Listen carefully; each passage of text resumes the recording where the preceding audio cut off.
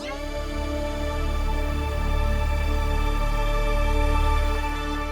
right, hello everybody. My name is Roslyn. I am a research associate at UT San Antonio.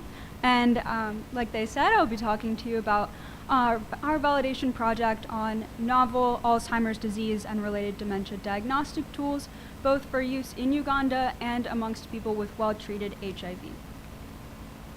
I have no disclosures. And going into a little bit of the background, so why sub-Saharan Africa?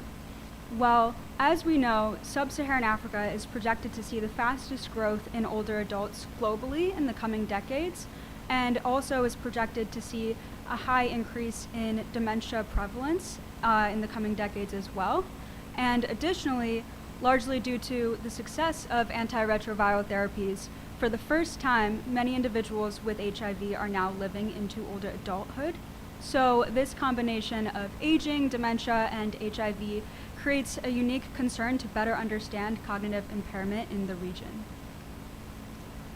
How we wanted to do this was twofold. So the first tool we were looking to validate was the TabCat, otherwise known as the tablet-based cognitive assessment tool.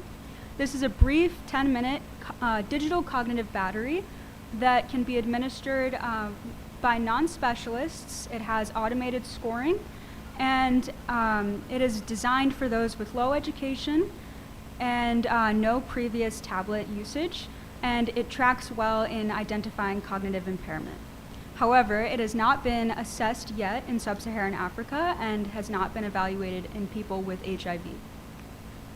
The second diagnostic tool we looked to evaluate in this project was plasma biomarkers.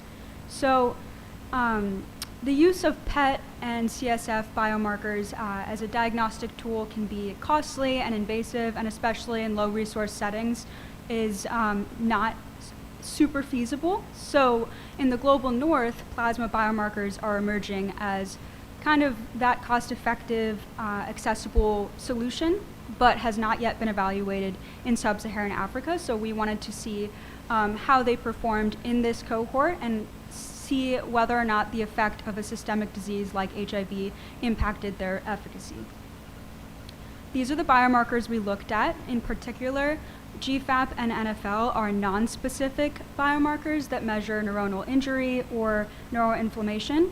And then the next three, p-tau, A-beta 4240, and p-tau A-beta 42 ratio, are more specific to Alzheimer's disease and correlate well with PET and CSF. And notably, that p-tau A-beta 42 ratio was just recently approved this year for use by the FDA, so that's great that we were able to get it in our study. And ultimately, the objectives are twofold. So we're looking to assess the performance of both the TabCat and the plasma biomarkers as screening tools for cognitive impairment in this cohort, and to see whether or not there are differences in cognitive performance and biomarker levels by HIV serostatus. How did we do this? So we utilized the Uganda Aging Cohort Study, which is a prospective longitudinal cohort study that was originally designed to estimate contributions of chronic HIV on the well-being of older adults in Uganda. Initially, this cohort was approximately 600 participants, broken up evenly between those with well-treated HIV and those who were age and sex matched but HIV unaffected.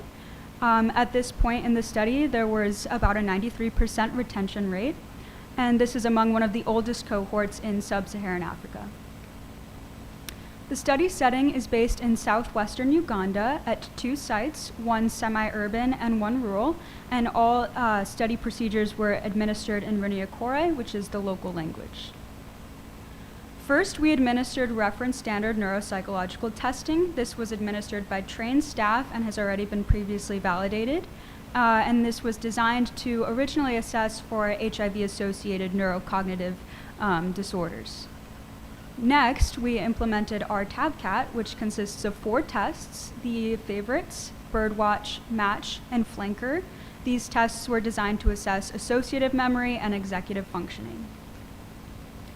How we did this was first translating the TabCat into the local language and then back translating to English.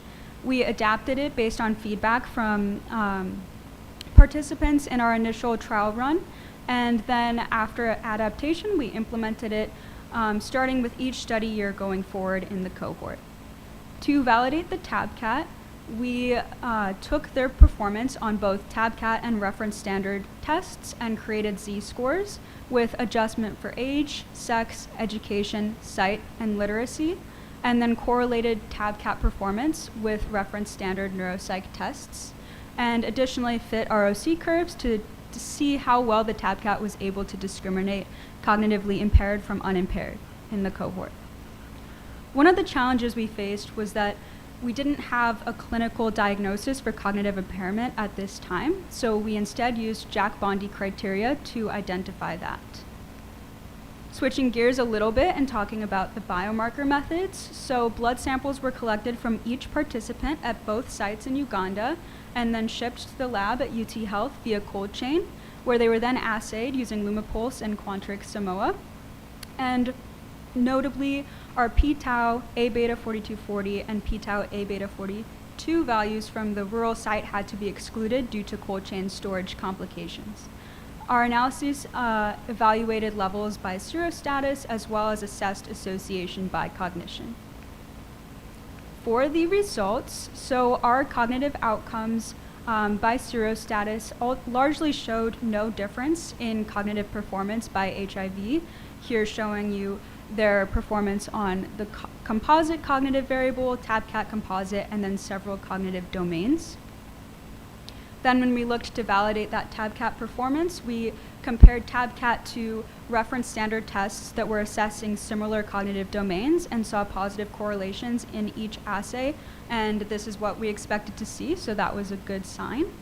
When looking for TABCAT discriminative ability, we saw that the area under the curve was 0.77 for distinguishing impaired versus unimpaired, and that this was pretty similar regardless of HIV serostatus. In terms of the biomarkers, as you can see, the 5 biomarkers are listed here, and there were no differences really in biomarker levels by serostatus. When we looked at how the biomarkers performed with cognition, we saw that higher levels of plasma NFL were associated with worse cognitive performance. This was seen both in those with and without HIV. The other biomarkers were not associated. In conclusion, the TABCAT demonstrated construct and content validity. Correlations with the TABCAT and the reference standard tests were highest in the cognitive domains that were testing similar things and weakest in the unrelated domains as expected. And the TABCAT does have good discriminative ability for detecting cognitive impairment. In terms of plasma biomarkers, as mentioned, we did have some issues with cold chain storage, so that limited our ability to analyze them in this study. And since we had several biomarkers not associated with cognition, we suspect that there might be some non-Alzheimer's related etiologies occurring that are driving the impairment that we see in this cohort. And lastly, plasma NFL was associated with global cognition, TABCAT composite, and several cognitive domains. When looking at results by serostatus, both cognitive performance and biomarker levels were comparable between groups. And in conclusion, the TABCAT does show promise as a brief assessment tool for detecting impairment in our cohort. Like I said, biomarker levels and cognitive outcomes are comparable regardless of HIV serostatus. And plasma NFL is a promising biomarker for cognition, but not associated with impairment in this cohort.